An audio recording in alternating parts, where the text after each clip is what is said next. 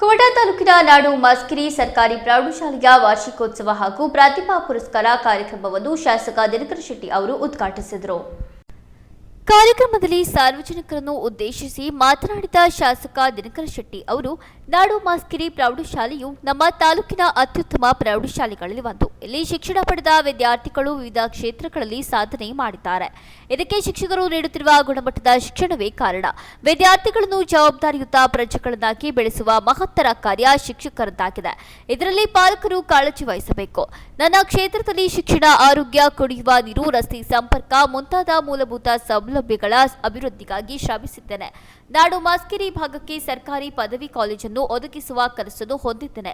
ಈ ನಿಟ್ಟಿನಲ್ಲಿ ಶಿಕ್ಷಣ ಸಚಿವರ ಜೊತೆಗೆ ಮಾತನಾಡಿದ್ದು, ಮುಂದಿನ ದಿನದಲ್ಲಿ ಇದು ನೆರವೇರುವ ವಿಶ್ವಾಸವಿದೆ ಎಂದು ಹೇಳಿದರು. ಮುಖ್ಯವಾಗಿ ಮುಖ್ಯ ಶಿಕ್ಷಕಿಯರಾದಂಥ ಡಾಕ್ಟರ್ ಪದ್ಮಾ ಅವರು ಬಹಳ ಅತ್ಯುತ್ತಮವಾಗಿ ಈ ಶಾಲೆಯ ಬಗ್ಗೆ ವಿಶೇಷವಾದಂಥ ಆಸಕ್ತಿಯನ್ನು, ಕಾಳಜಿಯನ್ನು ಇಟ್ಕೊಂಡು ಶಾಲೆಯನ್ನು ನಡೆಸ್ಕೊಂಡು ಬಂದಿದ್ದಾರೆ.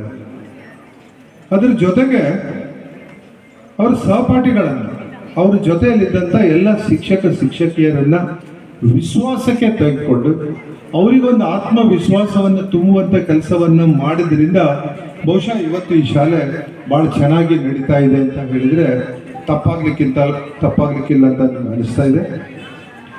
ನಾನು ಕಲಿತಂಥ ಶಾಲೆ ಶತಮಾನೋತ್ಸವನೇ ದಾಟಿದೆ. ಗಿಬ್ ಹೈಸ್ಕೂಲ್ ಇಡೀ ಕುಮಟಾ ತಾಲೂಕಿನಲ್ಲೇ ಅತಿ ಪ್ರಸಿದ್ಧಿಯಾದಂಥ ಒಂದು ಹೈಸ್ಕೂಲ್ ಅದು.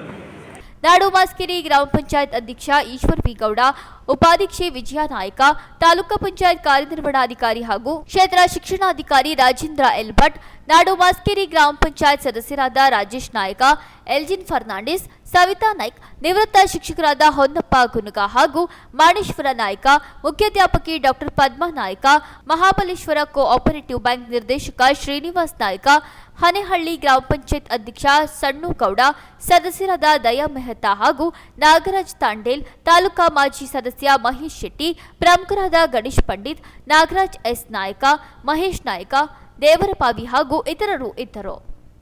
ಕೆದ್ರಾ ಪ್ಲಸ್ ನ್ಯೂಸ್, ಕುಮಟಾ.